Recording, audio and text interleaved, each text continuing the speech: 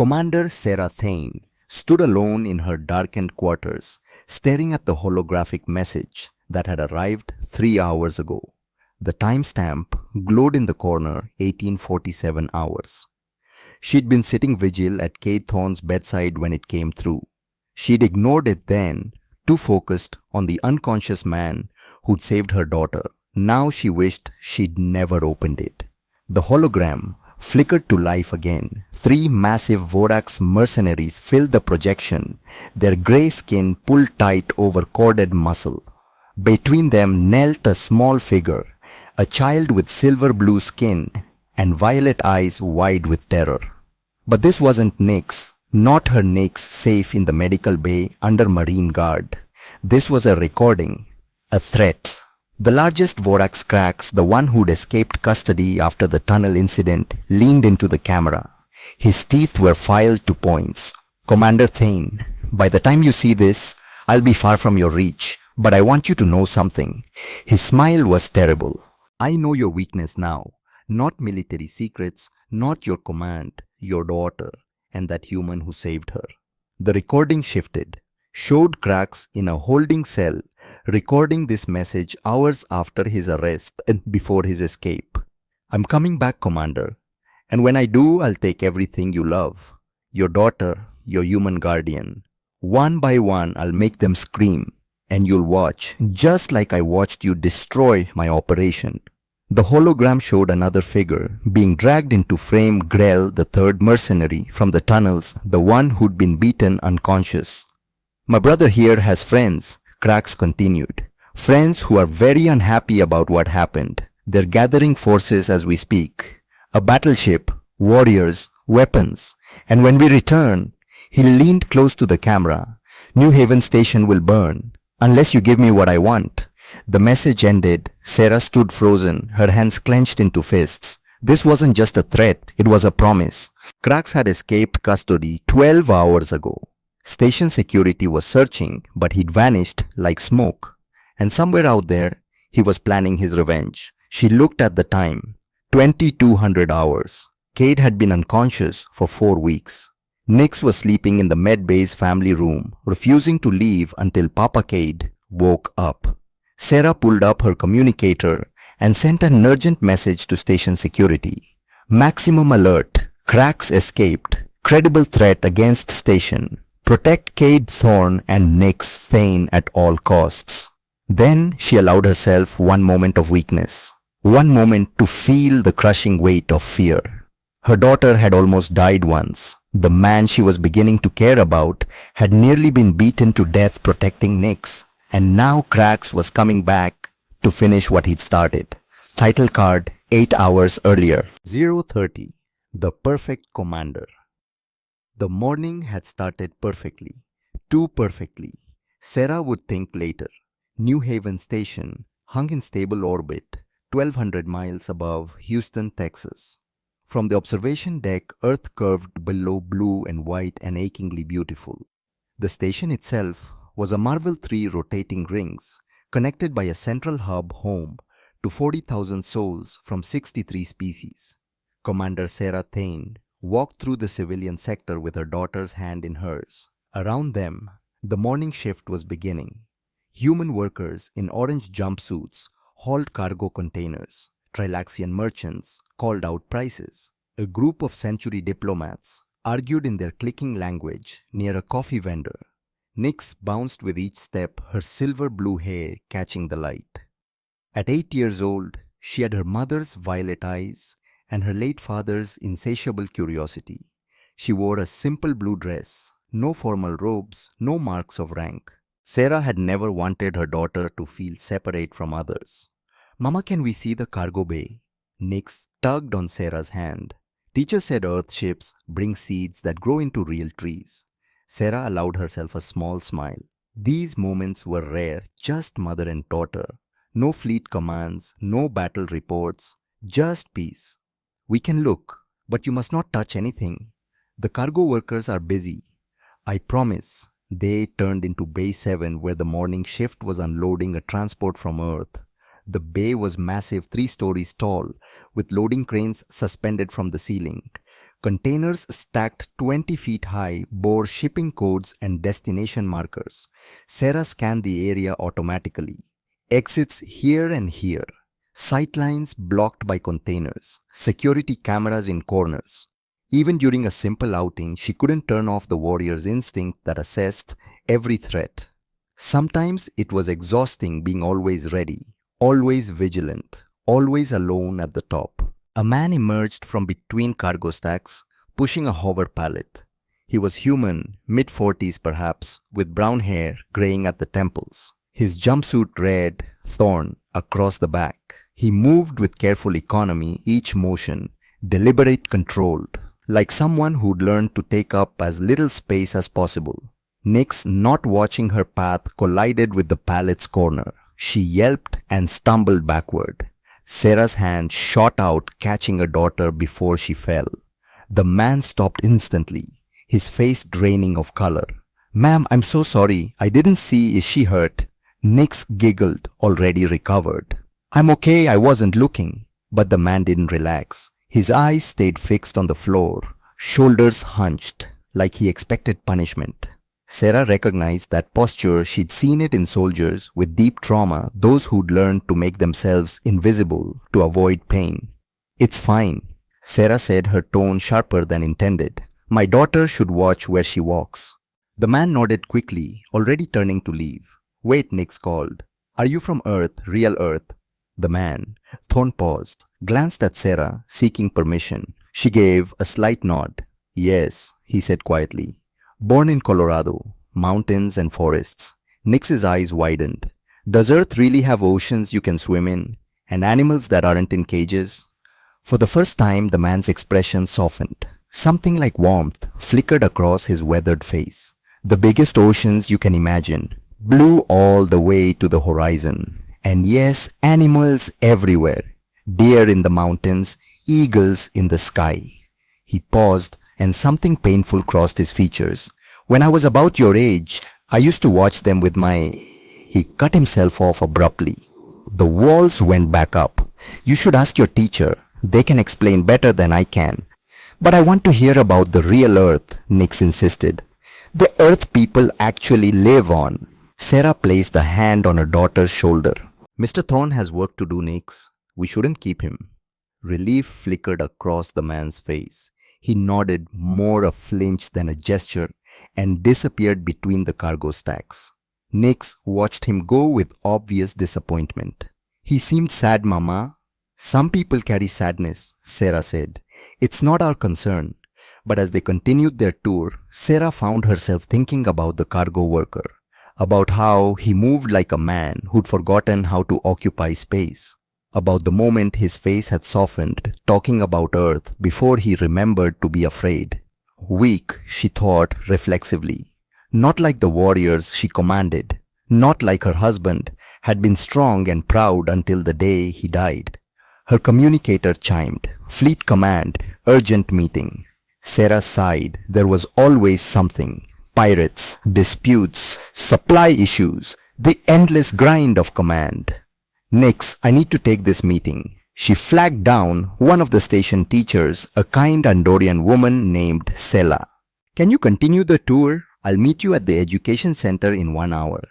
Nix hugged her mother tight. "Okay, Mama. Don't work too hard." Sarah watched her daughter escape away with the other children chattering about oceans and trees. For a moment, she let herself feel the weight of 8 years of single parenthood. 8 years being both warrior and mother, never quite enough of either. She shook her head. No time for self-pity. She straightened her uniform and headed for the command level. She had no idea that in 47 minutes, her entire world would shatter.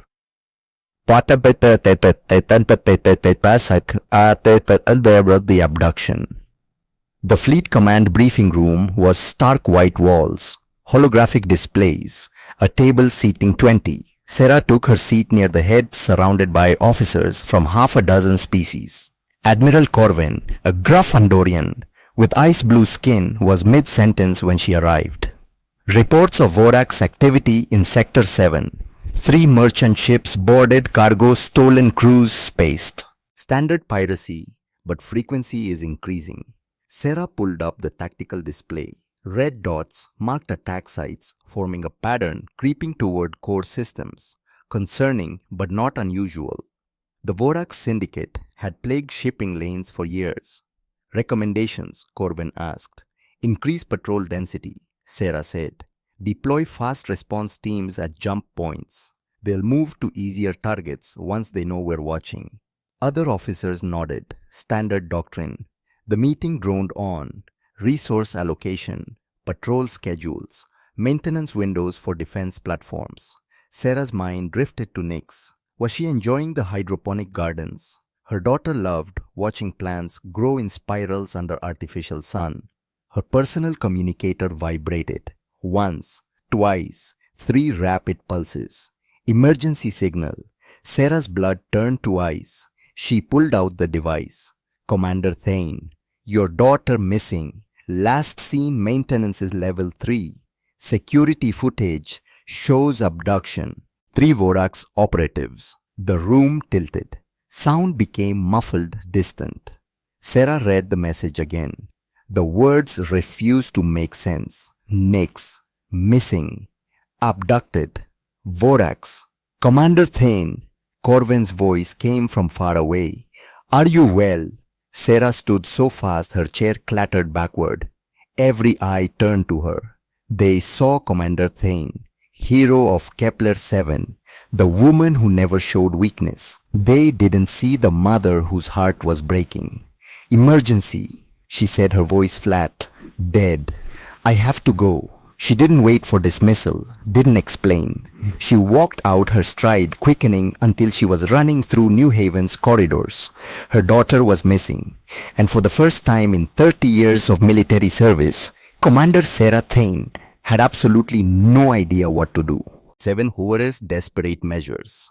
Sarah burst into station security like a storm.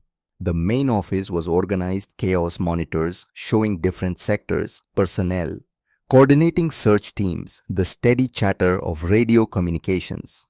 Chief Ryland, a stocky human with 20 years on the force, looked up from his console. His expression was grim.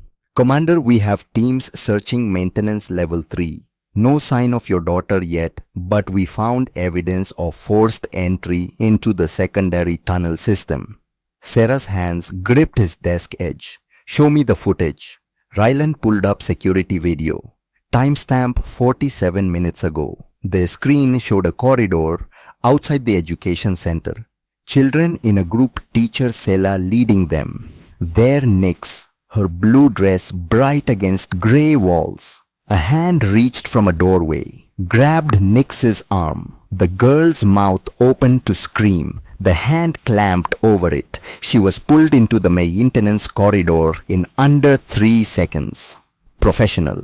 Planned. Precise. 3 Vorax operatives, Ryland said. We've identified 2 from previous incidents. Krax Vorn and Grell. Mercenaries for hire not interested in ransom. They're working for someone. Where did they go? Maintenance tunnels. They run throughout the station, hundreds of access points, miles of corridors. Ryland hesitated. Commander, we're doing everything possible, but those tunnels are a maze. They could be anywhere. Sarah stared at the frozen image of her daughter's terrified face. 47 minutes. Nyx had been in Vorax's hands for 47 minutes. What had they done to her? The thought threatened to break her. She shoved it down deep. Every available officer searches those tunnels. Seal all exits. No one leaves this station without being scanned. Already in progress, Commander. It wasn't enough. Sarah knew protocol. By the time they locked down exits, the Vorax could have Nyx off station beyond reach, gone forever. She needed another option. Movement caught her eye. In the corner of the security office, someone hunched over a secondary monitor. Not security, a civilian. The cargo worker from this morning, Thorn. He was cycling through camera feeds, fingers moving quickly.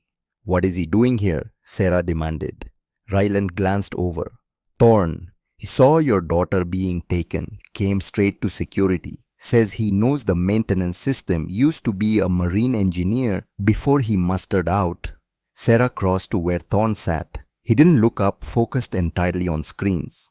She watched him building a map in his mind, tracking movements through camera blind spots with the precision of someone who'd done this 1,000 times before. There, he said quietly, pointing. Maintenance junction M47. 3 large figures moving fast. Timestamp puts them 12 minutes behind your daughter's abduction. Sarah looked. The image quality was poor angle wrong, but she could make out shapes. 3 Voraks moving with purpose. They're heading toward the old industrial section, Thorne continued. Scheduled for demolition next month. Half the systems offline. Perfect place to hide. He pulled up a station schematic. His finger traced a route through maintenance tunnels with absolute certainty. If they stick to camera blind areas, they'll use this path. It's the only route that doesn't expose them. Sarah studied the map. She'd never bothered learning maintenance systems that was beneath a fleet commander's concern. But this man, this quiet cargo worker, had the entire network mapped in his head. How certain are you? 80%. He finally looked at her. His eyes were clear, focused. This wasn't the nervous man from the cargo bay. This was someone else. Someone who knew exactly what he was doing. But Commander, if you send a security team, they'll hear you coming. Those tunnels echo. The Voraks will know you're approaching 50 feet out. Then what do you suggest? Thorne hesitated. Small team, 2 people maximum. Someone who knows how to move quietly and someone who can fight when needed. He was volunteering. The realization struck Sarah like a physical blow. This stranger, this cargo worker, who flinched when spoken to, was offering to walk into a Vorak's ambush. For a child he'd met once, for 5 seconds, in a cargo bay. Why? The word came out harsher than intended. Why would you risk yourself for a child you don't know? Something ancient and painful crossed Thorne's face. Old grief worn smooth by years but never forgotten. I had a sister, Lily. She was 16 when our transport lost power in an asteroid field. I was on a different ship, different sector. His voice went hollow. I watched her die on a view screen, watched the ship break apart, watched the life pods fail. There was nothing I could do. He stood, meeting Sarah's eyes for the first time with something like defiance. This time there's something I can do, and I'm not going to stand by and watch another kid die if there's any chance at all I can help. Sarah looked at this man. This broken, grieving man offering her the only hope she had. Every instinct screamed this was wrong. He wasn't a soldier anymore. He was a civilian, soft from years of cargo work. He'd get himself killed, and Nix would die anyway. But Nix was running out of time, and this man knew the way. Sarah Thane, who had commanded thousands, who had never asked for help, who had built her identity on being strong enough to handle anything alone, made the hardest choice of her life. She looked at Cade Thorne and said the words she'd sworn never to say. Please, help me save my daughter. Then deep into the darkness, they moved through the station like ghosts. Sarah had changed into light combat armor, flexible plating weapon at her hip. Thorne wore his cargo jumpsuit, carrying only a heavy-duty flashlight and a maintenance toolkit that clinked softly with every step. The entrance to the maintenance tunnels waited in a forgotten corner of level 3, behind stacked equipment gathering dust. Thorne keyed in an override code. Apparently every cargo worker memorized them, and the door hissed open. Darkness waited beyond, the kind of darkness that swallowed light. Stay close, Thorne said. Step where I step. Some of these catwalks aren't as stable as they should be. They descended into the bowels of New Haven Station. The maintenance tunnels were narrow, barely wide enough for 2 people side by side. Pipes lined the walls, some humming with power, others cold and silent. The air smelled of machine oil and recycled oxygen that tasted faintly metallic. Sarah had spent her career in clean, orderly spaces, command decks and barracks, training halls and briefing rooms. This underworld was alien to her. But Thorne moved through it like he'd been born here, navigating by some internal compass that needed neither light nor landmarks. How do you know these tunnels so well? Sarah asked, voice low. Spent a lot of time down here when I first came to the station, Thorne replied. His voice was quiet, almost absent, easier than being around people.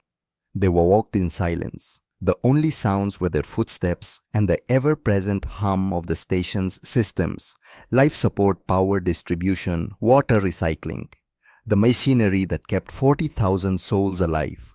Thorne stopped suddenly, held up one hand. Sarah froze. A moment later, Oak heard voices echoing from somewhere ahead, deep, rough, speaking in Vorax. Thorne pointed to a junction where the tunnel split three ways. He leaned close, breath warm against her ear. Two guards, watching the approach. They're not expecting anyone from behind. How do you know? Because I'd put guards in the same place. It's tactically sound good sight lines, multiple escape routes, advance warning of anyone approaching from the main access points. Sarah studied the junction. The layout was indeed well chosen. Whoever had planned this knew what they were doing. We need to take them quietly, she whispered. If they raise an alarm, they'll kill your daughter, I know. Thorne was already moving, staying low, using the pipes for cover. Sarah followed. She was a fleet commander trained in strategy and large-scale tactics. Hand-to-hand combat had never been her primary focus. She commanded from bridges, not fought in trenches. But she'd been through the academy. She knew the fundamentals. She hoped it would be enough. They approached the junction from opposite sides. Through gaps in the pipes, Sarah could see two Vorax guards. Each stood over 7 feet tall, solid muscle and grey skin. They carried shock batons crackling with blue energy. Thorne caught her eye, held up 3 fingers. 2, 1. They moved. Sarah came from the left knife already drawn. Academy training guided her hand strike here between armor plates where the nerve cluster should be. The Vorax sensed movement and turned, but she was faster. The blade sank deep. The Vorax grunted and swung his baton. It caught her shoulder. Pain exploded through her body, white-hot electricity seizing every muscle. Her vision went white then red, but she didn't let go of the knife. She twisted it, found something vital. The Vorax collapsed. On the other side, Thorne had tackled his target. The Vorax was bigger, stronger, but Thorne fought like someone who'd done this before. Not clean academy techniques. This was brutal, efficient, born of experience. He got a length of pipe across the Vorax's throat and choked him unconscious in 15 savage seconds. Then silence returned to the tunnels. Sarah leaned against the wall, breathing hard. Her shoulder throbbed where the baton had struck. She'd have burns and nerve damage. But she dealt with worse. Thorne was checking the unconscious guards, ensuring they wouldn't wake soon. His hands were steady, professional. This was muscle memory from another life. You said you were a marine engineer, Sarah said. I was. I also did 3 tours in hostile territory places where engineers needed to fight as much as build. You don't survive that without learning how to kill efficiently. He looked at her. Are you okay? Fine. She pushed off the wall, ignoring the pain. Which way? Thorne pointed down the center tunnel. Old industrial section. Maybe 10 minutes if we move carefully. They left the unconscious guards and pressed deeper. The tunnel sloped downward, air growing colder. Sarah could hear water dripping somewhere, the sound echoing off metal walls. Why did you really leave the Marines? She asked, partly to distract herself from thoughts of what might be happening to Nix, partly because she genuinely wanted to understand this man risking his life for her. Thorne was quiet for a long time. When he spoke, his voice was distant, hollow. After Lily died, I couldn't do it anymore. Couldn't give orders that might get people killed. Couldn't be responsible for lives when I couldn't save my own sister, the one person who should have been safest because she was my responsibility. He shook his head. So I mustered out, found the quietest job I could, spent 5 years moving boxes and trying not to think. Does it work? Not thinking. No, but it's easier than remembering, easier than feeling. Sarah understood that. After her husband died, she'd thrown herself into work. Command kept her busy, kept her moving. If she stopped, the grief would catch up. Maybe she and this cargo worker weren't so different. They reached another junction. Thorn checked his mental map, pointed right. But as they turned the corner, Sarah heard something that stopped her heart. Crying. A child crying. Every instinct screamed at Sarah to run toward that sound, to charge in and save her daughter with bare hands if necessary. But Thorn's hand on her arm stopped her. "Wait," he breathed. "Listen." Sarah forced herself to be still, to listen past Nix's sobbing. Other voices, 3 of them, Vorax, and one was Cracks. She recognized his voice from previous encounters, that grinding rasp like stones scraping together. "Tell us where your mother keeps the command codes," Cracks was saying. "Tell us and we'll let you go home." "I don't know." Nix's voice was thick with tears, raw with fear. "I'm just a kid. Mama doesn't tell me about work." The sound of flesh hitting flesh. Nix screamed. Sarah started forward. Thorn's grip tightened. "If we charge in now, they kill her before we take 3 steps, he said urgently. "They have energy weapons. We have a knife and a pipe. We need a plan. My daughter is being tortured." The words came out as a snarl. "I don't care about plans." Thorn stepped in front of her, blocking her path. His eyes were harder than she'd seen them. "I care. Because a bad plan gets all 3 of us killed. And I'm not watching another kid die because someone acted without thinking. I already did that once. I won't do it again." Sarah wanted to hit him, wanted to scream, but she knew he was right. Her rage, her maternal fury, would get her daughter killed. She forced herself to breathe, to think like a commander instead of a mother. "What do you suggest?" Thorn looked around the tunnel, calculating angles, distances, timing. "I go in first, draw their attention. While they're focused on me, you use your communicator, the encrypted military channel. Call for backup, quietly." "Oh, they'll kill you." "Probably, but I'm harder to kill than I look." He smiled, and it was the saddest expression Sarah had ever seen. "And every second I keep them busy is another second for backup to arrive. Another second your daughter stays alive." Sarah stared at this man. This stranger offering to die for a child he'd met once, for 5 seconds, in a cargo bay. "Why?" she whispered. "Why would you do this?" Thorn looked toward the sound of Nix's crying, his jaw set with grim determination. "Because I couldn't save Lily, but maybe, just maybe, I can save her." He pulled off his tool belt, handed Sarah the heavy flashlight. "When I go in, you stay hidden, get that message sent. And when backup arrives, you get your daughter out. Don't wait for me. Don't look back. Just run." "Thorn, promise me, Commander, you get Nix out. That's what matters. That's the only thing that matters." Sarah wanted to argue, wanted to find another way, a better way, a way where nobody had to die. But time was running out, and this man, this brave broken man, was offering her daughter's only chance. She nodded. "I promise." Thorn took a breath, squared his shoulders, and for a moment Sarah saw the Marine he used to be, the warrior beneath the cargo worker's jumpsuit. Then he stepped around the corner and shouted into the darkness, "Hey, leave the kid alone!" And everything went to hell. 22 Hotrer, the beating.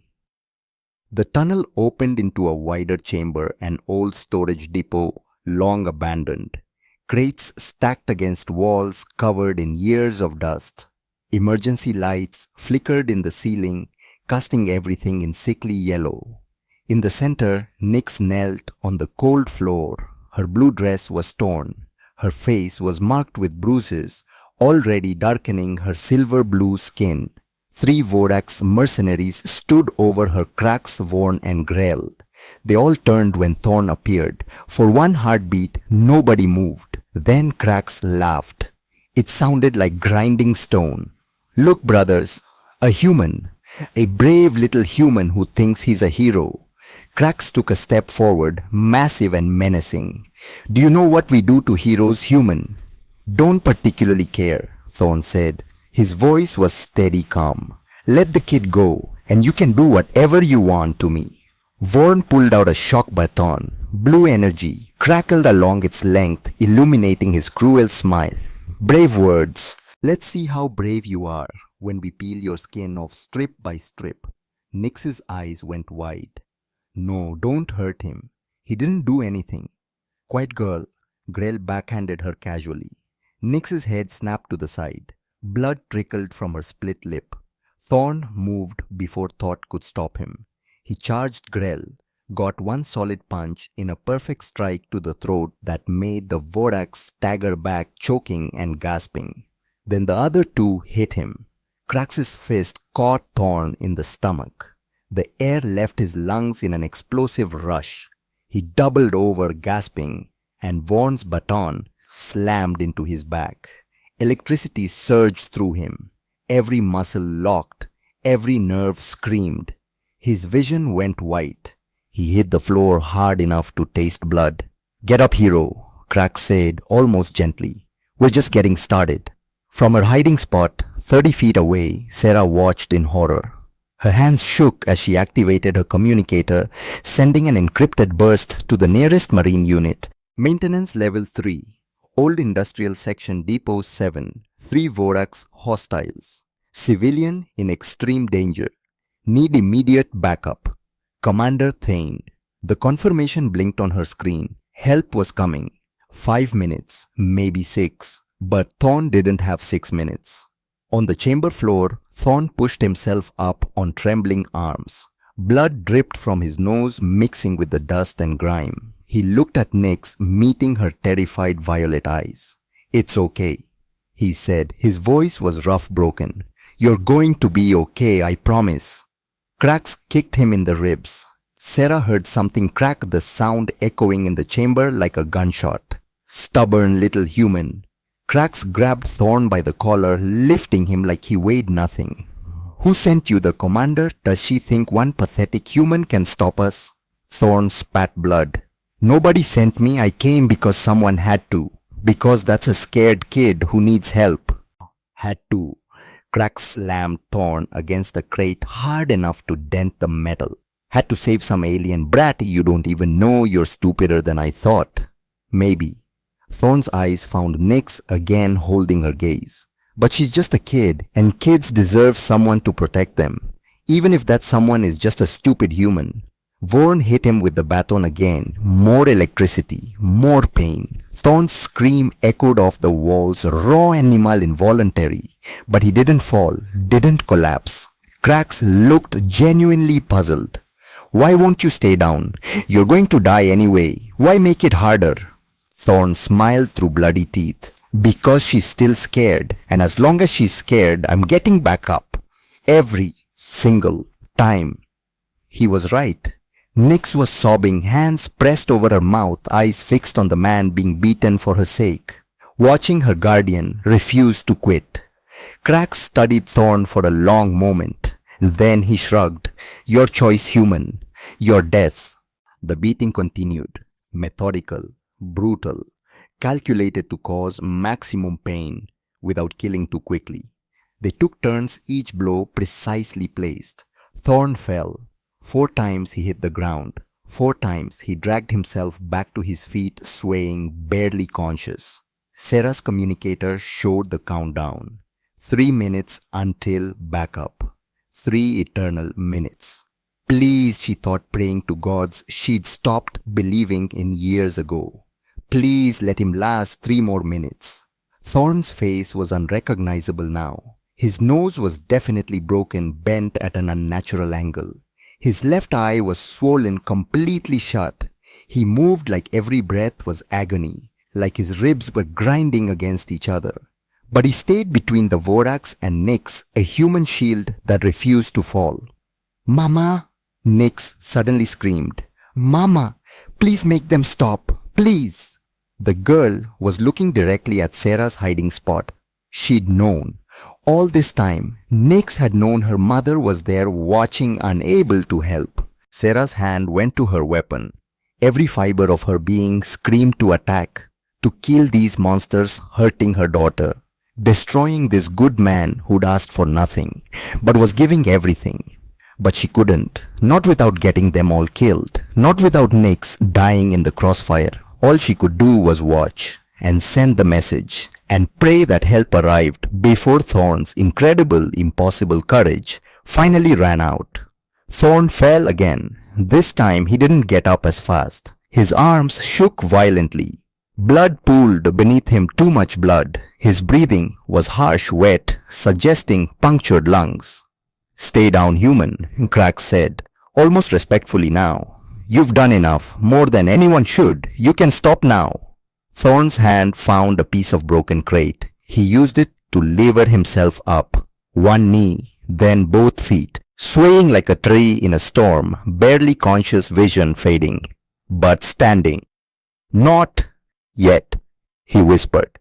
"Not while she needs me." Crack shook his head, something like wonder in his brutal features. "You're going to die for nothing. You know that, right? We'll kill you. Then we'll kill her. Then we'll kill the commander. You understand that?" "Not nothing." Thorn looked at Nix one last time. "For her." Cracks raised his fist for what would certainly be the final blow. The wall exploded inward. Zafirian Marines poured through the breach like a tidal wave. 20 soldiers in full combat armor, weapons raised, moving with lethal precision. The Voraks didn't have time to react. Stun rounds hit them from 3 sides simultaneously.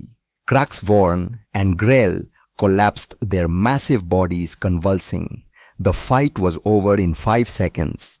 A Marine captain barked orders. "Secure the hostiles' medic to the civilians." Sarah burst from her hiding place and ran to Nix. Her daughter threw herself into Sarah's arms, sobbing so hard her whole body shook. "Mama, mama, mama, mama. I've got you, baby. You're safe. You're safe now. I've got you." But Nix pulled back, her violet eyes urgent, desperate. "Mama, help him. Please help him. He saved me. You have to save him." Sarah looked over. A Marine medic knelt beside Thorn, who had finally collapsed. The man's breathing was shallow, labored, each breath a visible struggle. Blood covered his face, his chest, his hands, so much blood.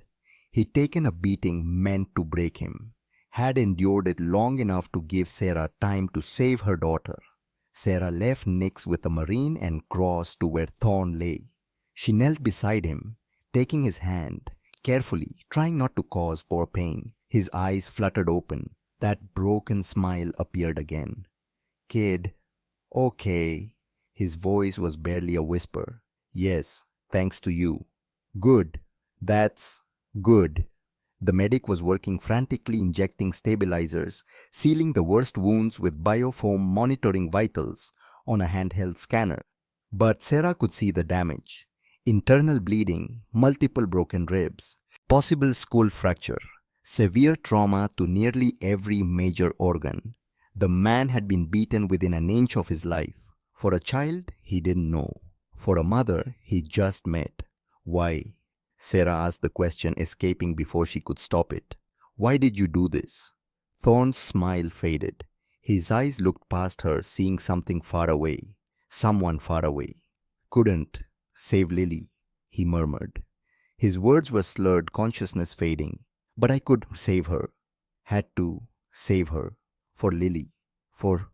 His eyes closed. The medic cursed and increased medication flow. "We need to get him to medical now. Commander, with respect, you need to step back." Sarah stood, her hand still holding Thorn's, until this last possible moment. She looked down at this stranger, this cargo worker who had given everything to protect her daughter. She'd commanded thousands of soldiers over her career, had seen bravery and sacrifice on a dozen battlefields across as many systems, medals and honors and warriors dying for causes they believed in, but she'd never seen anything like this. This wasn't duty. This wasn't following orders or fighting for a cause or seeking glory. This was one man choosing to suffer so that one child could live. One man standing between evil and innocence, knowing he would fall, doing it anyway. What kind of person did that? The medics lifted Thorn onto a stretcher. As they carried him away, something fell from his pocket. A photograph worn and creased from years of handling. Sarah picked it up. A teenage girl with brown hair and a bright, brilliant smile. Written on the back in faded ink, Lily Thorn, age 16. My little sister, my best friend. Sarah understood then. Thorn hadn't just been saving Nix, he had been saving his sister, trying to make up for the one time he couldn't protect someone he loved, trying to balance scales that could never truly be balanced. Mama. Nix was beside her holding her hand, looking up with those enormous violet eyes. Is he going to die? I don't know, baby. He has to live. He's my guardian. He saved me. He has to live. Guardian. The word resonated in Sarah's mind, triggering memories of ancient traditions. In Zafirian culture, there was a sacred concept Ketharan, when someone willingly sacrificed themselves to protect a child not their own, not their blood, not even their species. It created a bond of honor that transcended normal relationships. Kate Thorne didn't know it, but by his actions in this dark tunnel, he had become part of their family. According to the oldest laws of her people, he was now Nix's guardian, her protector, her family, and Sarah would not let him die alone. Come on, baby, she said, scooping Nix up, despite the girl being almost too big for carrying. Let's go make sure your guardian knows he's not alone anymore. They followed the medics through the tunnels, back to the light, back to safety. Behind them, station security was securing Kraxvorn and Grell. The three Voraks would face justice for what they'd done. But Sarah knew this wasn't over. The Vorak syndicate didn't forget, didn't forgive. They would come again seeking revenge for this failure. When they did, Sarah would be ready, because Kate Thorne had saved her daughter's life, and Sarah Thane protected her own. All of them. 28 lower. Back to present. The threat. 8 hours after the rescue, Sarah stood in her darkened quarters at 2200 hours, watching Krax's hologram for the third time. The message had been recorded before his escape, sent on a delayed timer to arrive while she sat vigil at Thorne's bedside. Krax had planned this perfectly, knew exactly when to twist the knife. I'm coming back, Commander. Krax's image said, his smile terrible. And when I do, everything you love will burn. Your daughter, your human guardian. One by one, I'll make them scream. The hologram died. Sarah deleted the message and pulled up station security protocols. Thorne was in Medical Bay 7, still unconscious under heavy guard. Nix was in the family room adjacent, sleeping fitfully, refusing to leave until Papa Cade woke up. Both were as safe as Sarah could make them, but safe wasn't enough against someone like Krax. He would find a way. He always found a way. Sarah sent one final message to Admiral Corwin. Request immediate meeting. Credible threat to station security. Need to discuss enhanced protection protocols. Then she allowed herself one moment, just one, to feel the crushing weight of fear. She'd spent 30 years being strong, being perfect, being the commander who never showed weakness, never asked for help, never needed anyone. But Kate Thorne had shown her something different. He'd shown her that strength wasn't about being invincible. It was about getting back up no matter how many times you fell. About protecting others, especially when it cost you everything. He'd done that for Nix, for her. Now it was Sarah's turn to protect him. Outside her window, New Haven Station continued its endless orbit around Earth. The stars turned overhead, cold and distant and beautiful. Somewhere in the medical bay, a broken man slept, dreaming perhaps of mountains and eagles and a sister who would never grow old. Sarah Thane made a promise to the darkness. I will not let you die alone, Cade Thorne. You saved my family. Now I will save you. And when Krax comes, and he will come, he'll learn what it means to threaten a Zafirian mother's family. He'll learn that some bonds can't be broken, not even by death. Ban Hoan toàn đúng. Tôi xin lỗi. Part 2 đã vượt qua 8 khiên từ thay vì 5 khiên từ như yêu cầu. Tôi sẽ viết lại Part 2 ngắn gọn hơn cô đồng, hơn chỉ 5 không hồn từ theo đúng outline và giữ chất lượng cao. 30:00 4 weeks later, awakening. Cade Thorne woke to the sound of crying. Not Lily's voice this time. Someone else. Someone real. Please wake up. You have to wake up. His eyes opened slowly. Light stabbed his brain. Everything hurt, deep throbbing pain. suggesting his body had been broken and barely put back together. Hospital bed, beeping machines, holographic vital signs.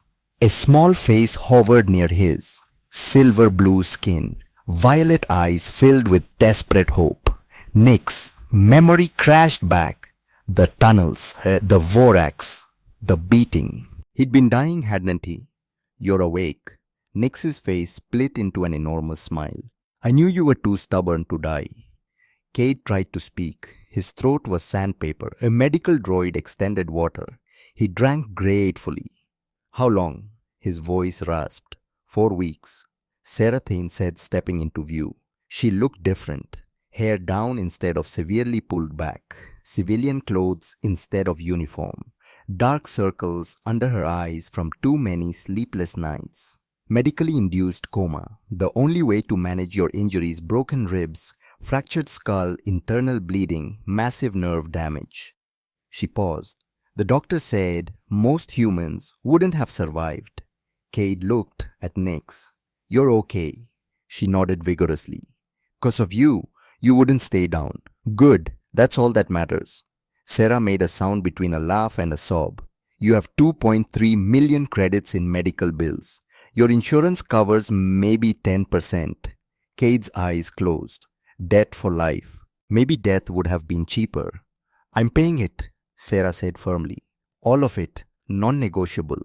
In Zafirian culture, when someone performs Ketharan sacred guardianship, the protected family becomes responsible for the guardian. You saved my daughter. That makes you family. I didn't do it for honor or tradition, Cade said quietly. I did it because it was right. I know. That's exactly why you're worthy. Sarah pulled up a chair, Nix climbing into her lap. Ketharan is ancient tradition. You willingly sacrificed yourself to protect a child, not your blood, not your species. That creates an unbreakable bond. You're Nix's guardian now, under our protection, our responsibility. She hesitated. You have no one, Cade. Your records list next of kin none. No emergency contacts, no one to make decisions if you couldn't. The words hurt worse than his injuries. After Lily died, there'd been no one, just emptiness. You do now, Sarah continued. You have us. You're moving into our quarters as soon as you're released. We take care of our own. Cade wanted to argue, but he was so tired of being alone. Okay, he whispered. Thank you. Nix bounced excitedly. You're going to live with us. Nix, Cade needs rest, Sarah said gently. As consciousness faded, Cade heard Nix whisper, Mama came every day, sat right here. She said family doesn't leave family alone. The words followed him down into sleep. For the first time in 5 years, his dreams weren't filled with Lily's death. They were filled with the possibility of living again. 32 Sandor new home. The Zafirian quarters were nothing like Cade's old apartment. That had been a box, 4 walls, a bed, crushing loneliness. This was a home, curved couch by the window overlooking earth, bookshelves filled with data chips and actual paper books, pictures on the walls, Nix at different ages, and a handsome Zafirian male Cade assumed was Sarah's late husband.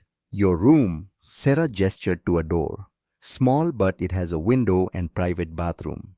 Cade stood in the doorway, 3 times the size of his old place. Real bed, desk, chair, closet, already stocked with clothes his size. This is too much.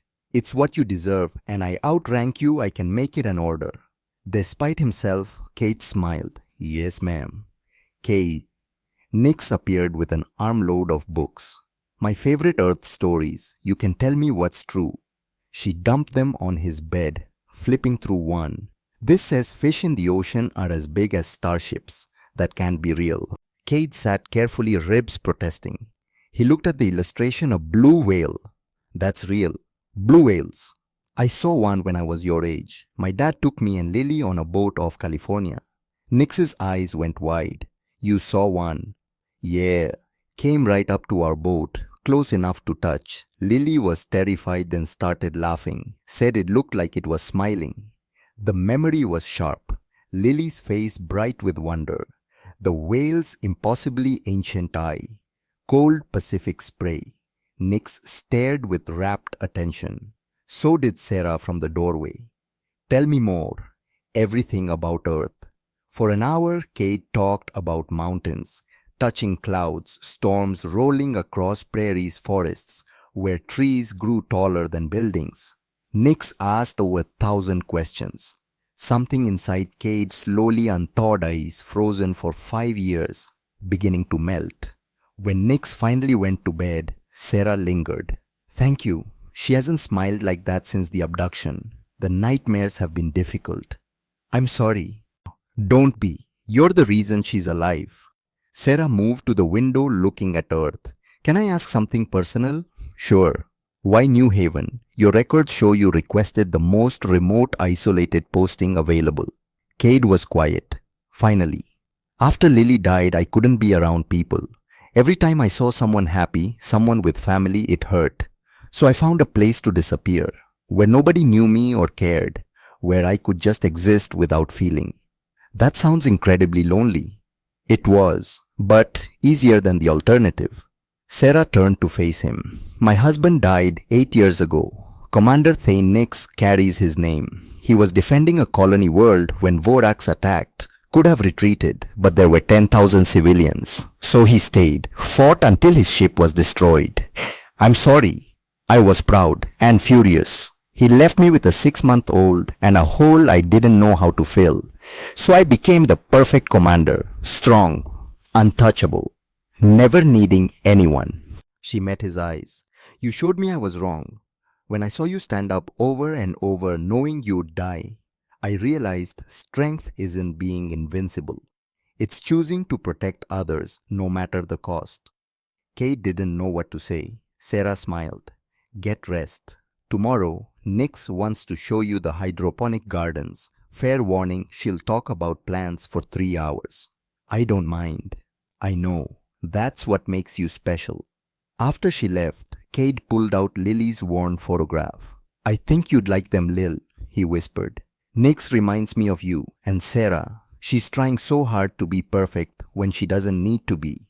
He placed the photo on the desk, a reminder of loss, but also of why he'd been given a second chance. Outside New Haven Station hummed with life, and for the first time in 5 years, Cade Thorne was part of it. Living, not just existing. 37 Uber reactor crisis. The alarm-shattered breakfast. Cade was teaching Nix to make real scrambled eggs when every screen flashed red. Attention, reactor breach. Section 9, radiation leak. All personnel evacuate immediately. Sarah was instantly on her feet pulling up schematics. Damn, secondary reactor. If it goes critical, half the station goes with it. Mama, Nix's voice was small, frightened. Engineers will fix it. But Sarah's expression said otherwise. What's the situation? Cade asked, military training kicking in. 4 workers trapped, chamber flooding with radiation, human lethal in 18 minutes. Can't they evacuate? Blast door sealed safety protocol. Won't open for hours. They'll be dead in 20 minutes. Sarah's jaw clenched. Engineering teams can only last 10 minutes in rad suits. Not enough time to cut through and evacuate 4 people. Cade was already moving. Humans tolerate radiation better than most species. How long could I last? Sarah grabbed his arm. What are you talking about? Saving those workers. Give me your best red suit. I can get them out. Absolutely not. You just left medical. Your body is still healing. Which is why I go now before I overthink it. Cade met her eyes. 4 people will die, Sarah. 4 people with families. I'm their best chance. You could die. But if I don't try, they definitely die. That's not a choice I can live with. Nix appeared, tears forming. Cade, please don't go. What if you don't come back? Cade knelt despite his ribs protesting. Remember whales, how they're big and strong but gentle. Nix nodded, crying. Humans aren't big or strong, but we're stubborn. Sometimes stubborn is enough. He squeezed her hand. I'll try my hardest to come back. Don't make promises you can't keep, Sarah said, voice tight. Cade stood. 4 people need help. You do the same. Something shifted in Sarah's expression. Understanding. Recognition. You're right, I would. She stepped close. Which is why I know how stupid this is. She slapped him across the face, sharp enough to sting. That's for making me care when I swore I wouldn't. Now go save them. But if you die, her voice cracked, I'll bring you back just to kill you myself. Kate smiled despite everything. Yes, ma'am. 20 minutes later, Kate stood in the deepest maintenance levels, wearing a rat suit that felt like lead. The radiation counter climbed, yellow, orange, red. Trapped workers behind a door marked with warnings. Through the window, 3 humans, 1 trilaxian all collapsed. The cutting torch felt impossibly heavy. Training said, go slow, but his counter screamed, critical levels, no time for slow. He fired up the torch. The door was reinforced steel, designed to contain this exact breach. It fought every centimeter. Sparks flew. The counter climbed into nameless zones. His hands shook. Radiation sickness, nausea, vision blurring. But those people didn't have time for weakness. The door finally gave with a screech. Cade kicked it open and stumbled inside. 3 breathing. The trilaxian wasn't moving. He grabbed the first, a woman 30-ish, and dragged her out. Dead weight. Got her to the safe zone. Went back for the second. Third. His counter stopped beeping. Bad. Meant levels too high to measure. The trilaxian was last. Heavy. Halfway to the door, Cade's legs gave out. He fell, vision tunneling. The suit's alarms screaming. Just a little further. He crawled, dragging the trilaxian. 5 feet. 3. 1. They crossed the threshold. The emergency bulkhead slammed shut. Medical teams swarmed. Someone pulling off his helmet. Voices shouting about radiation and chelation and decontamination. The last thing Kate saw was Sarah's face, pale, furious, terrified. You stubborn, impossible fool, she said, or he imagined it. Then darkness. 42 Obred Confessions. Cade woke in medical. Again, becoming a bad habit, but different this time. Weight on his hand, warmth, someone holding on like afraid he'd disappear. Sarah sat beside his bed, asleep in the chair, hand wrapped around his, exhausted but beautiful. You're staring, she said without opening her eyes. Sorry, you didn't wake me. I wasn't really sleeping. She sat up but didn't let go. How do you feel? Like I swam through a reactor. Close, 3 days of chelation therapy. Radiation enough to kill most humans 3 times over. You'll recover fully, but... Her voice tightened. It was close, Cade, closer than the beating. The workers, all alive, the Trilaxian Kelvor woke yesterday. Asked about the human who saved him. When I told him, he cried, said his daughter is Nix's age, said you gave him his life back. Cade closed his eyes. Good. Why? Sarah's voice was intense. Don't say right thing. I need to understand why you keep risking everything for strangers. Cade searched for words. Finally, after Lily died, I asked why her and not me. She was good. Smart mattered. I was just me. I couldn't find an answer, so I decided if I kept living, it had to mean something. Every life I save balances the scales a little. Makes up for the one I couldn't save. Sarah's hand tightened. You can't spend your life trying to die for others. That's not living. That's slow suicide. I'm not trying to die. I'm trying to make my life mean something. Your life already means something. Her voice cracked. To Nix, to me. Cade looked at her, really looked, saw what he'd been too broken to notice. Sarah, let me finish. She took a breath. When my husband died, I swore never to love again. Love made you weak, vulnerable. I'd be strong by being alone. She stood leaning close. But you showed me love doesn't make you weak. It makes you strong. Strong enough to stand knowing you'll fall. Strong enough to run into radiation for strangers. Her forehead touched as the Zephyrian gesture of deep affection. I'm falling in love with you, Cade Thorne. Actually, I am in love with you, and that terrifies me. The words hung crystalline between them. Cade's heart raced. I'm broken, he whispered. Nightmares, PTSD, not exactly a prize. Neither am I. Single mother, trust issues, dangerous job. We're disasters. Perfect for each other then. Sarah laughed like ice breaking winter ending. Is that a yes? I'm terrified, but I want to try. You and Nix make me want to live, not just exist. He squeezed her hand. Yes, she kissed him. Not Zafirian, human, lips and breath and warmth and promise. For the first time in 5 years, Kate felt something other than grief. Hope, life, the possibility he deserved happiness. 5200 Vorax strikes back. The alarms woke them 2 days later.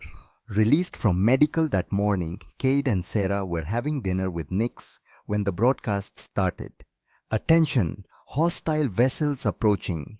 All military personnel to battle stations. Civilians to emergency shelters. Sarah moved instantly. Nix emergency bag. Now. What's happening? Precaution. Quickly. Sarah pulled up tactical displays. 3 ships approaching. Vorax raiders. They're hitting while I'm off ship. Fleets in Sector 7. 45 minutes to return. How long? Cade asked. 18 minutes. Nix emerged with her backpack. Sarah hugged her fears. Civilian shelter level 2. Cade takes you. What about you? Command center. Coordinate defense. She looked at Cade. Keep her safe. Always. Sarah kissed Nix's forehead. Then Cade quick fierce. Come back, he said. I always do. She ran for command. Cade took Nix's hand as alarms screamed. Corridors were chaos. Civilians flooding shelters. Security preparing. The first impacts hit. New Haven shuddered. They reached Shelter 2. Marines guarding the reinforced bunker. Cade knelt to Nix's level. You're safe here. This bunker can survive anything. You're coming too. He hesitated. Other people needed help. Others scared children. I need to help evacuation, but I'll be right outside. Cade, please. The station rocked harder. Lights flickered red. A Marine sergeant appeared. Sir, we seal now. Go, Cade told Nix, hating it. I'll see you soon. Who watched the door close saw her frightened face through the window. Then the seal engaged. Cade turned to the sergeant. Where do you need me? The attack was worse than expected. The Vorax were boarding. Cade helped evacuate outer sections. Just got a Centauri family to safety. When the explosion hit, the wall blew inward. Through smoke, 5 Vorax in combat armor, leading them Grell, the one who'd escaped, who'd sworn revenge. Grell's eyes locked on Cade. You! The security team fired. Energy bolts splashed off Vorax shields harmlessly. The Vorax returned fire. Security went down stunned. Cade dove behind a column. No weapon, no armor, just a maintenance tool. The Vorax advanced. Cade ran leading them from civilians. 3 corridors before they cornered him. No exit, just him and 5 Vorax. Grell stepped forward, removing his helmet. The Guardian, the hero. He pulled out a shock baton. Cracks wanted this slow, wanted us to record it, wanted your commander to watch you die screaming. Cade raised his pathetic tool. Let's get this over with. They came at him together. Professional beating. Calculated. Efficient. They'd learned from the tunnels. Made each hit count. Cade went down. Tried to rise. Got kicked down. Vision blurred. Ribs cracked again. Blood filled his mouth. Then he heard it. The sound that stopped his heart. The bunker door opening. No. But Nix stood at the corridor's end. Frozen, staring. Cade, she screamed. Grell turned. Smiled. The commander's daughter. A bonus. He moved toward her. Cade grabbed Grell's ankle and pulled. The Vorax stumbled, turned, brought the baton down. Electricity, fire, agony. But Cade didn't let go. Run! He screamed. Nix was frozen. 4 Vorax advancing on her. The world exploded. The wall disintegrated. Through smoke, a figure in Zafirian combat armor. Sarah Thane, transformed. Not commander or mother, pure warrior. Her eyes were death itself. Get away from my family. What followed wasn't a fight, a massacre. Sarah moved like liquid violence. First, Vorax died before raising his weapon. Second, fired shot splashed off shields. She killed him barehanded. Third and fourth rushed together. Mistake. She used one as a shield, killed both in strikes too fast to follow.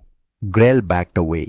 Sarah shot his shield generator, grabbed his throat, slammed him into the wall. You touched my daughter, hurt the man I love. Give me one reason not to kill you. Commander A. Marine appeared. We need him for intelligence. Sarah's hand tightened. For one terrible moment, she threw Grell at the Marines. Take him. If he escapes, I'm holding you responsible. She ran to Nyx, first scooping her up, checking frantically. Are you hurt? I'm okay. But Cade. Sarah knelt beside Cade, hands gentle. You left command during battle, violated every regulation. The station is holding. Vorax retreated. But none of that matters if my family isn't safe. She touched his face carefully. You're the man I love. I can't lose you. Won't lose you. I love you too, Cade managed. Nyx cried happy tears. You love each other. We're a real family. Medical teams arrived. Before they took Cade, he held Sarah's hand. Done almost dying, getting old. Good. I'm not done needing you alive. 58 Laura. The proposal. 1 week later, medical bay. Minor injuries, this time cracked ribs, bruising, mild concussion. The door opened. Sarah and Nyx entered in formal robes. Sarah carried a glowing crystal. We need to talk, Sarah said, nervous. Ominous. She sat on his bed. Cade Thorne, you've saved my daughter twice. Become part of our family. Shown me it's possible to love again. She took a breath. In Zafirian culture, when someone proves themselves through repeated selfless courage, they may be invited to join the family permanently through Shalaran. Cade's heart raced. Sarah, I'm asking you to marry me. Bond with me. Zafirian style. It's permanent, cannot be broken. You'd be my husband, Nyx's father, full clan member. Silence hung. I know it's sudden, Sarah continued. I know we've only known each other weeks, but life is short and dangerous. I don't want to waste time afraid. I want... Yes, Cade interrupted. Sarah blinked. What yes? I'll marry you. Bond with you. Yes. Nyx squealed, jumping. Sarah looked stunned. You don't want time to think. I spent 5 years thinking. Thinking got me nowhere. Cade took her hand. You're asking me to be part of a family. Why would I say no? Because it's permanent, forever, no way out. Sarah, I watched you charge into battle to save me. Seen you be warrior and mother and the strongest person I know. If you'll take a chance on a broken cargo worker, I'll take a chance on forever. Sarah kissed him desperately. When they broke apart, she was crying happy tears. Ceremony in 3 weeks. I'll teach you everything. It's public, everyone watches. I can handle it. You're sure? Absolutely. Cade looked at Nyx, grinning hugely. At Sarah, looking at him like he was precious. Never been more sure of anything. Nyx handed him the crystal.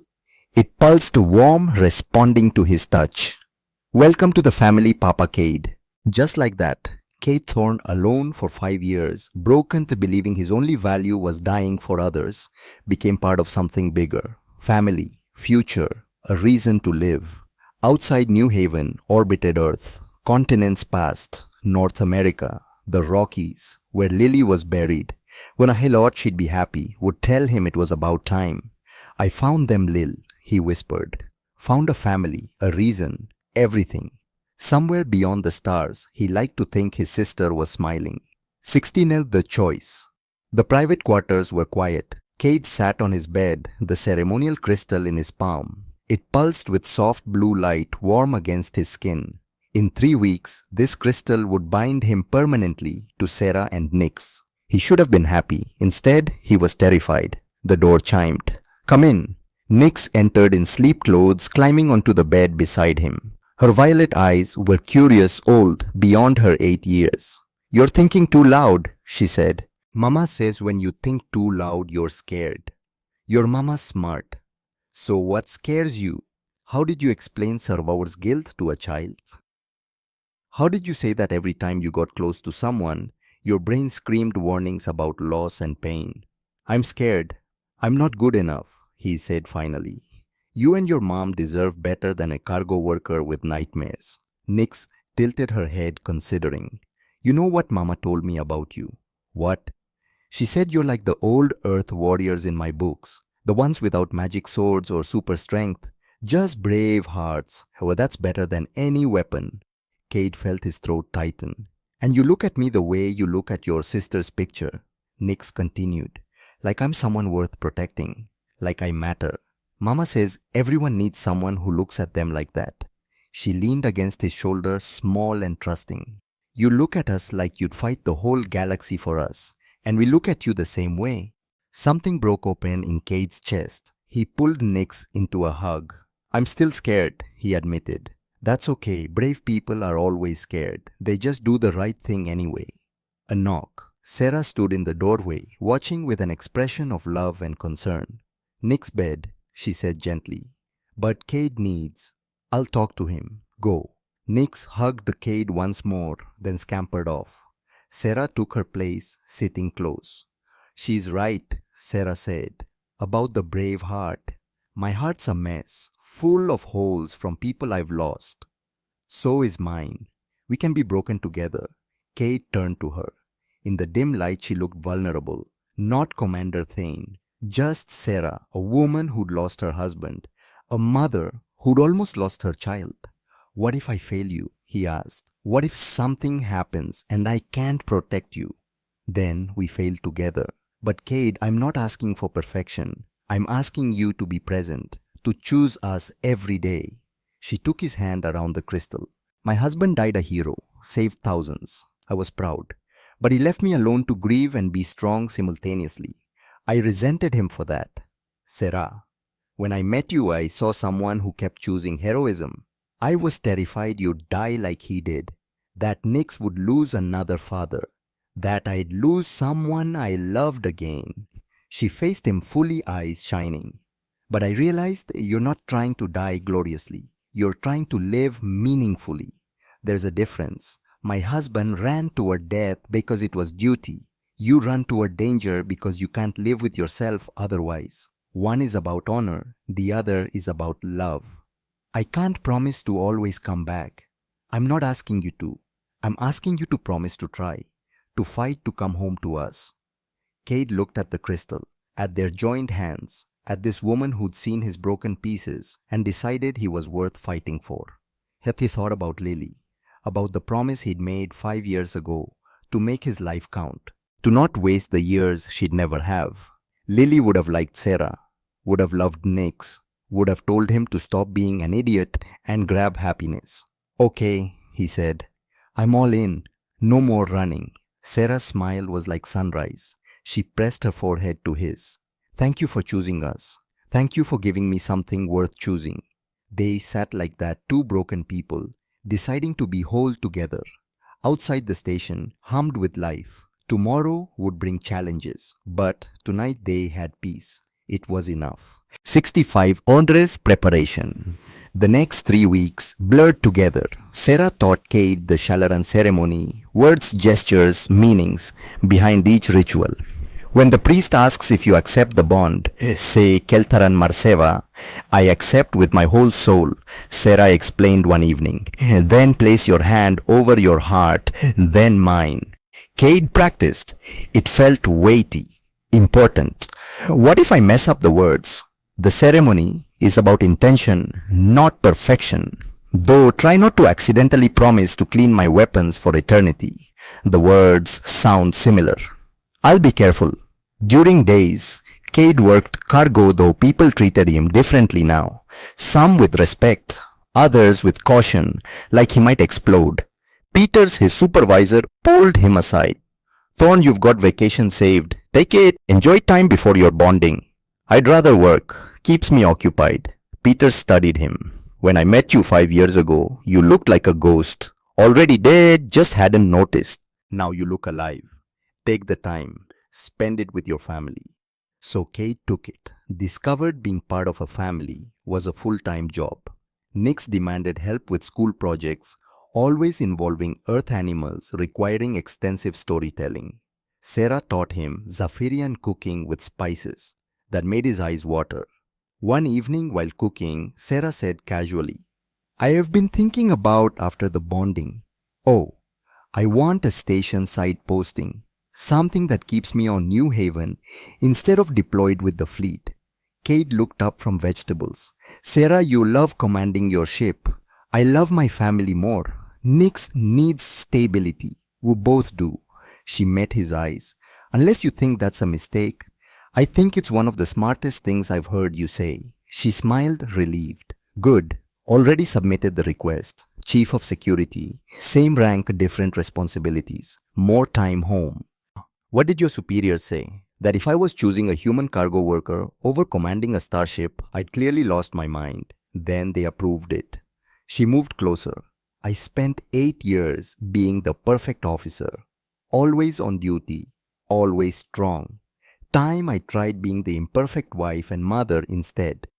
You'll be terrible at imperfect. I know. You'll have to help. They kissed. Nix made gagging sounds from the doorway. Gross save kissing for after marriage. Bonding, Sarah corrected. And we're practicing.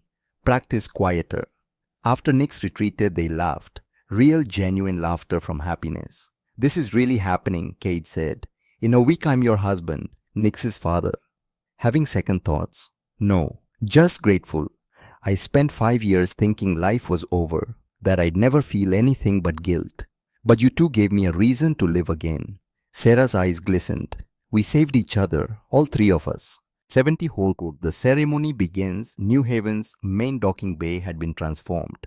Blue and silver banners, hung from the ceiling, represent our joined souls. The floor was covered in bioluminescent flowers from Zafiria's northern continent.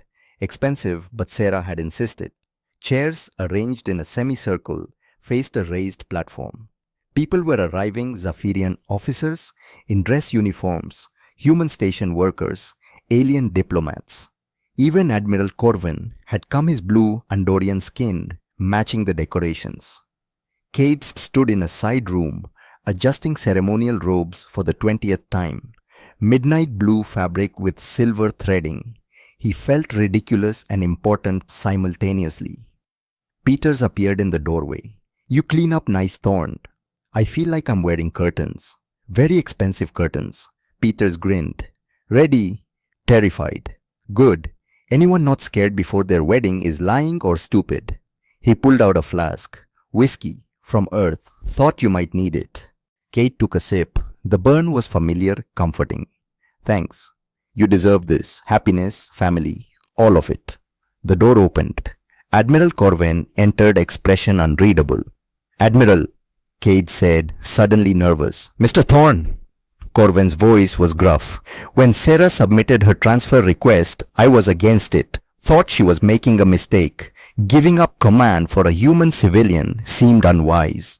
Kate's stomach sank. But then I reviewed her reports, read what you did in those tunnels, in the reactor, during the attack. Corwin stepped closer. You're not military, no formal training, should have died half a dozen times, but you didn't, because you're too relentless to quit. He held out his hand. I was wrong about you. Sarah isn't making a mistake. She's making the smartest decision of her life. Welcome to the family. Kate shook, stunned. Thank you, sir. Don't thank me yet. If you hurt her or that little girl, I'll space you personally. Clear. Completely. Corwin nodded and left. Peters whistled. Terrifying and heartwarming simultaneously. That's my life now. Music began. Zafirian flutes, haunting and beautiful. Time. Cade walked onto the platform. 300 people watching. All waiting. His hands shook. This was real. Then he saw Nix near the front in shimmering silver. When she saw him, her face lit up with the biggest smile. She waved, bouncing. The fear faded. This wasn't about the crowd. This was about that little girl who decided he was worth loving. The music shifted. The crowd turned. Sarah entered. Cade forgot how to breathe. She wore traditional bonding robes, white fabric shimmering with inner light covered in patterns, telling her family's history. Silver hair unbound flowing down her back. No jewelry except a crystal pendant matching the one Cade carried. But her face, she was crying, happy tears catching light as she walked toward him. Her eyes never left his. She climbed the platform, took his hands, trembling. "Hi," she whispered. "Hi, you look... If you say I look like a commander, I'm canceling this. I was going to say, you look like home." Her tears fell faster. "Damn you, Cade Thorne. You're ruining my makeup." The Zafirian priest stepped forward. Elderly female, with pale blue skin, she raised her hands. "We gather to witness Shalaran, the bonding of souls. Not marriage as humans know it. This is permanent, unbreakable, sacred." Her voice carried. Sarah Thane, daughter of House Morvan, and Cade Thorne, son of Earth, have chosen to join their lives forever. Who speaks for them? Nix stepped forward. "I do. I'm Nix, and Cade is my guardian, and Mama's love, and my papa, and the bravest person I know." Gentle laughter rippled. The priest smiled. "And do you accept this bonding, child?" "Yes, 1,000 times yes." "Then let us begin." The priest turned to Cade. "Cade Thorne, do you accept Sarah as your bonded partner? Do you swear to protect her honor, her stand with her in joy and sorrow, in peace and war for all your days?" Cade looked at Sarah, at the woman who'd given him reason to live. "Keltaran Marseva," he said clearly. "I accept with my whole soul." He placed his hand over his heart, then over hers, felt her heartbeat quick, strong, alive. The priest turned to Sarah. "Sarah Thane, do you accept Cade as your bonded partner? Do you swear to cherish him, support him, stand with him in joy and sorrow, in peace and war for all your days?" "Keltaran Marseva," Sarah said. "I accept with my whole soul." She mirrored his gesture, hand warm against his chest. Nix stepped forward with the crystal glowing brighter now. The priest held it between their joined hands. "This crystal has absorbed your intentions, your promises, your souls recognizing each other. When you accept it together, the bonding is complete. There is no going back." "Are you certain?" "Yes," they said together. "Then by ancient Zafirian laws, by this community's witness, by your own heart's choice." The base alarms screamed to life. Red lights flashed. Holographic displays lit with tactical data. Through the massive windows, Cade saw it. A Vorax battleship, 10 times larger than before. Weapons ports glowing, charging. The priest froze. The crowd erupted in panic. But Sarah's hand tightened on Cade's. "They're here for us," she said. "Krax's final revenge." A voice boomed over communications. Krax's voice transmitted from the battleship. "Commander Thane, Cade Thorne, 10 minutes to surrender yourselves or we destroy New Haven Station. All 40,000 souls, your choice, your bonding or their lives." The crowd stampeded toward exits. Marines shouted orders. Everyone knew the truth. One battleship against minimal station defenses meant slaughter. Sarah looked at Cade, fierce.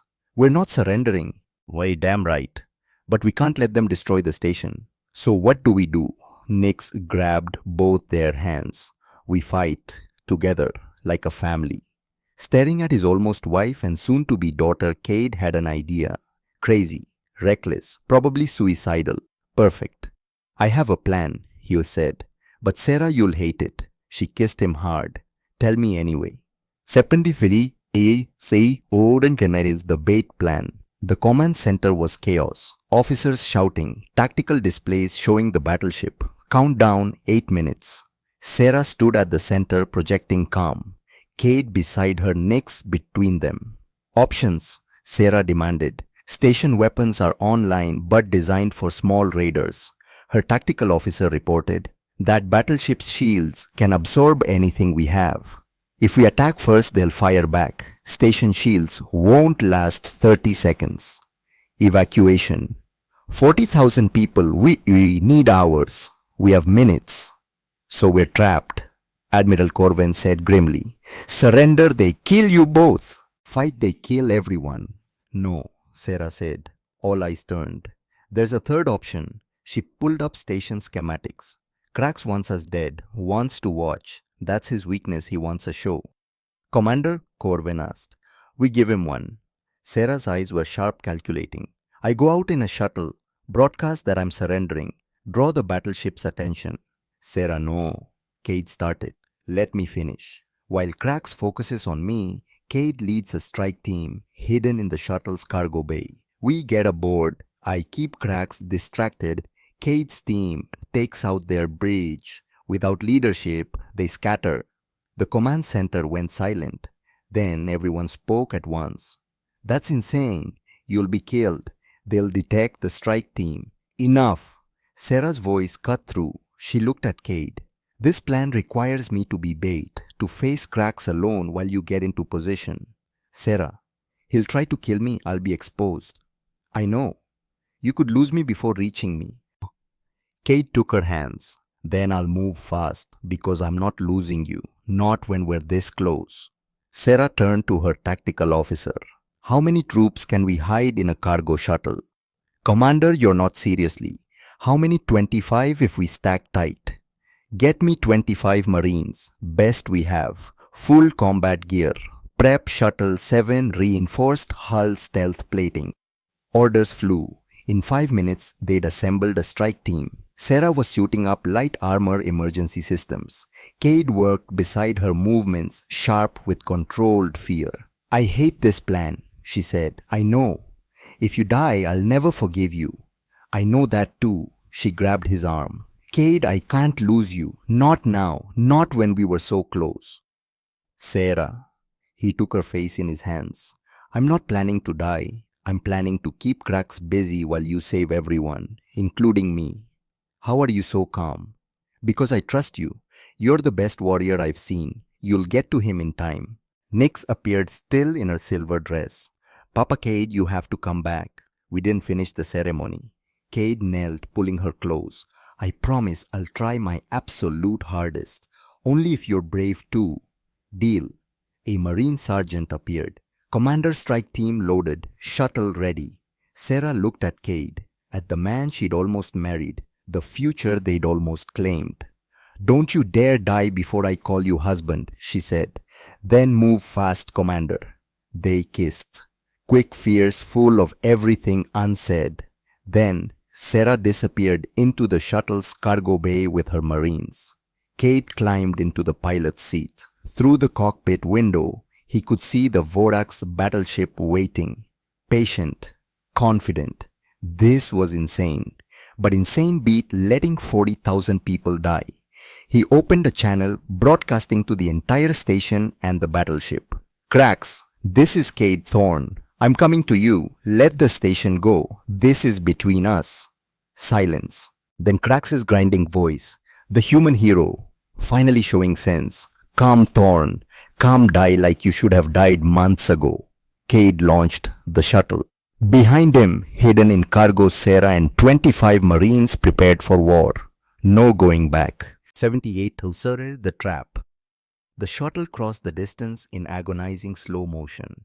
The Vorax battleship grew larger hull, scarred from 100 battles. Weapon ports tracked him like predator eyes. Thorne, Sarah's voice through his earpiece private channel. We're in position. As soon as you dock, we move.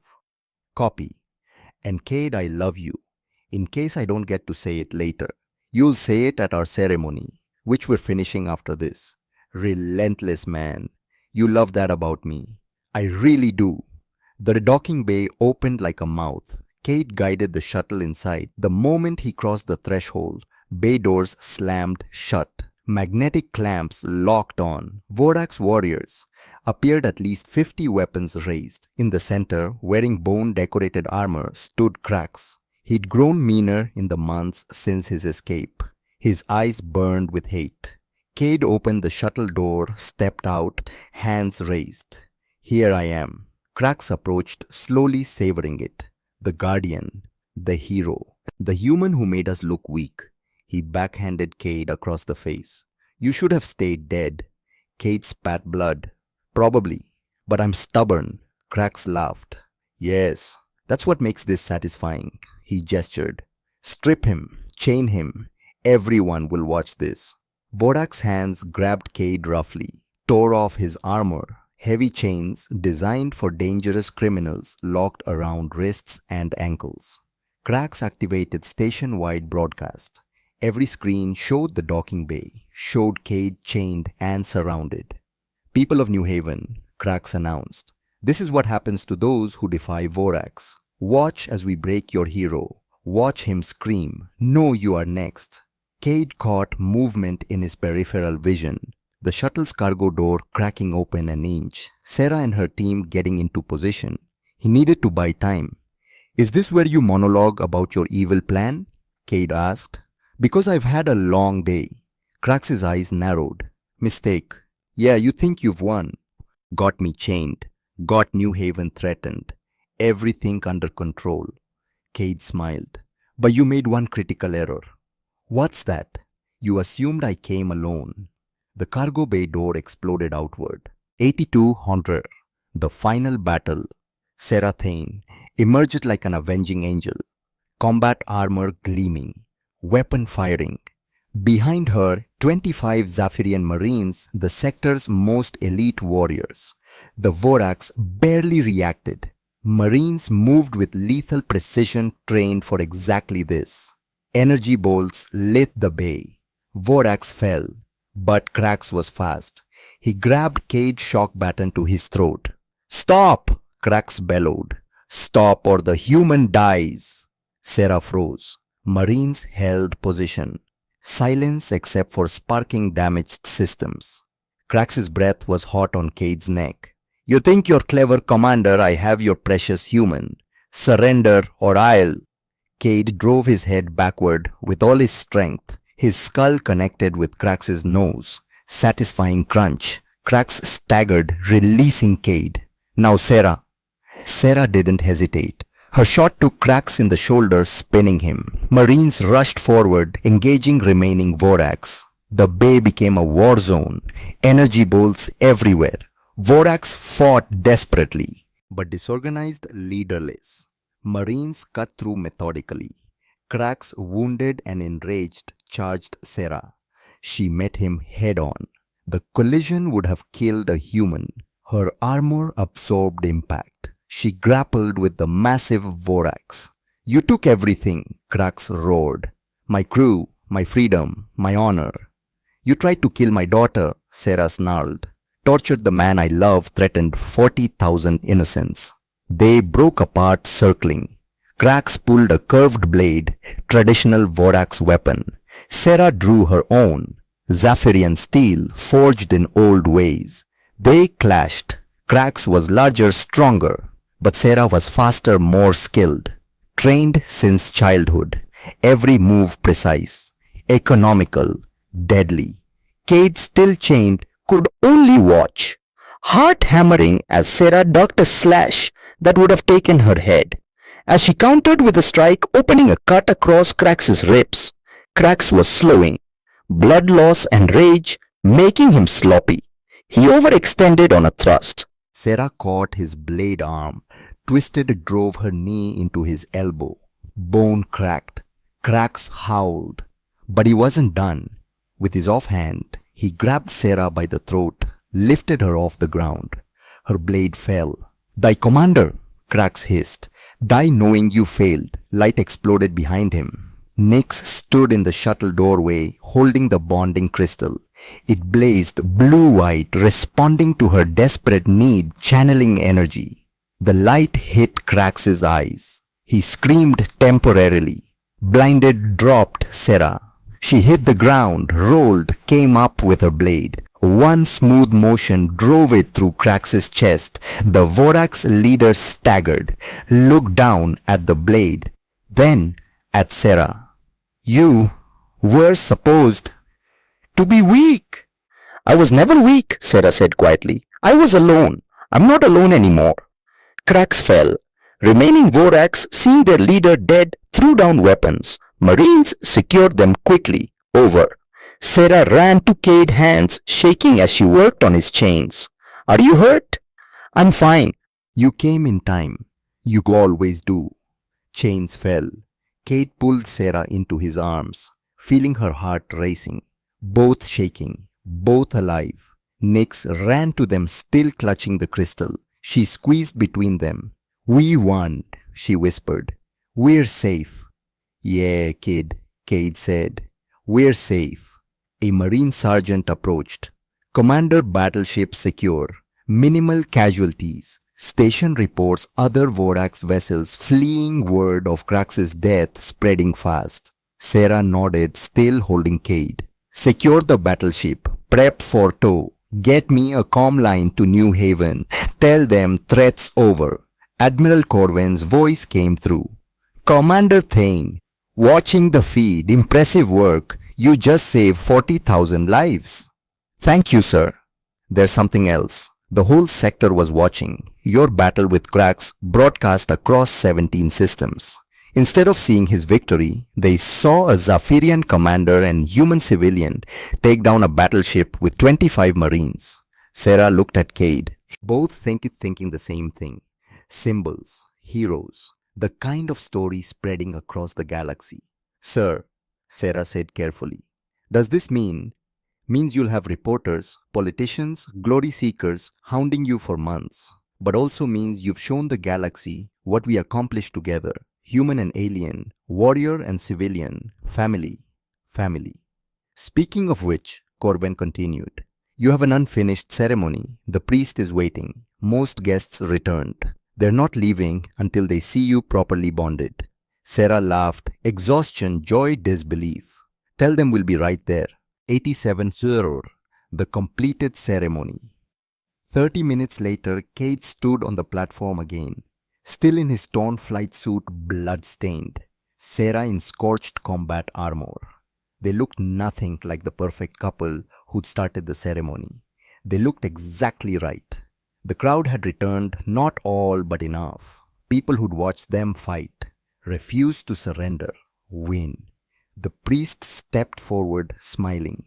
Well, that was the most dramatic interruption I've witnessed in 60 years. Shall we try again? Please, Sarah said, before something else explodes. The priest held up the bonding crystal, the one Nyx had used to blind Krax, still glowing.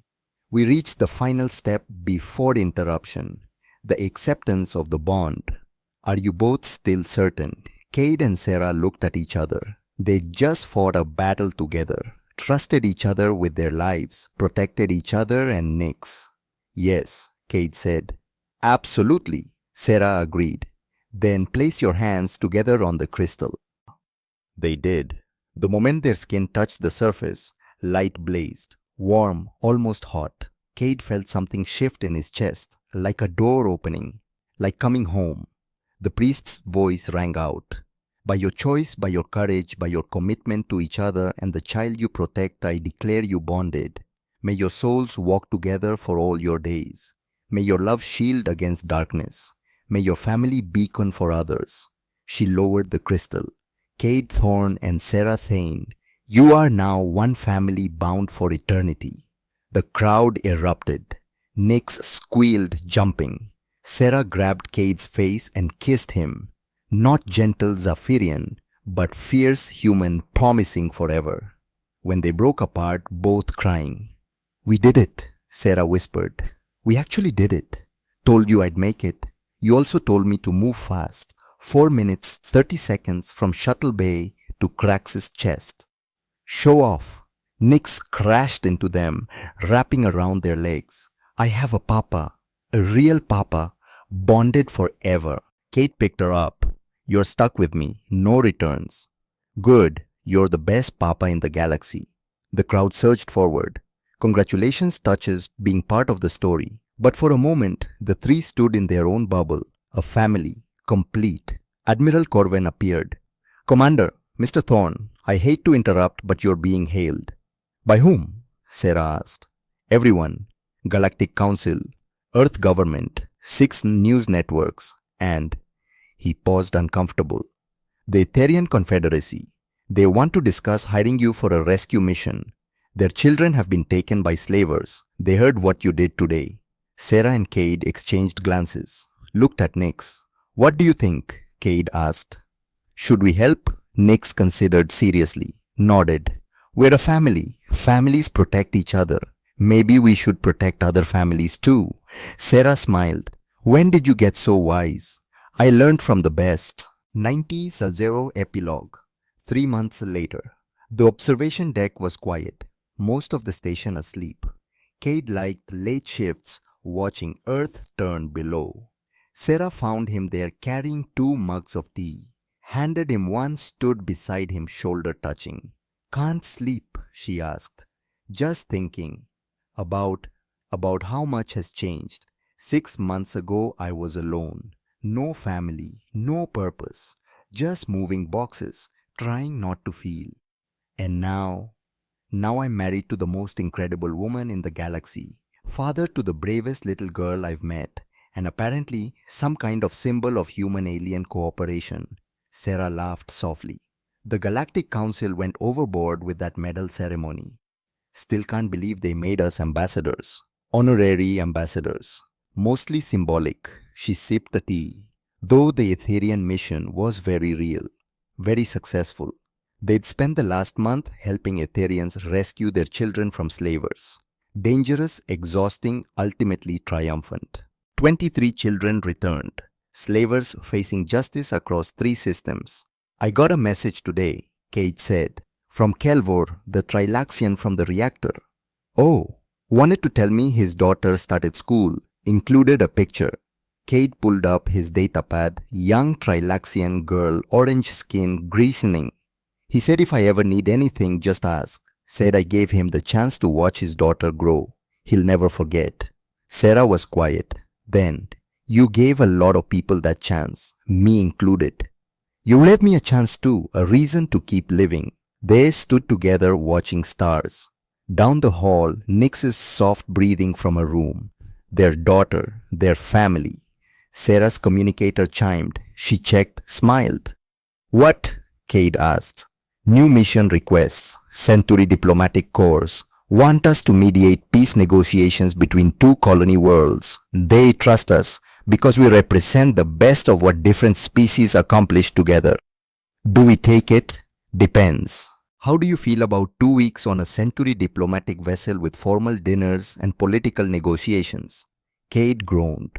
Sounds awful, but they're offering to pay for Nix's education, full scholarship to any academy in the galaxy. Then I can suffer through formal dinners. Sarah kissed his cheek. That's my relentless hero. They turned from the window. Hand in hand walked back toward their quarters, toward their daughter, toward their life together. Cade Thorne had spent 5 years trying to die meaningfully. Instead, he'd learned to live meaningfully, with a family he'd chosen and who'd chosen him, with purpose beyond his own pain. He'd become a guardian, a husband, a father, a symbol. But most importantly, he'd become whole. As he climbed into bed beside Sarah, feeling her warmth, listening to Nix breathe in the next room, he finally understood what Lily would have wanted. Not to waste his life trying to make up for hers, but to live fully, love completely, protect fiercely, to be happy. Outside, stars turned in endless dance. New Haven continued its orbit. Somewhere in the galaxy, other families were being torn apart, needing someone to stand for them. Tomorrow, Cade and Sarah would answer another call, fight another battle, save more lives. But tonight, they were just a family, safe, together, complete. It was enough. It was everything.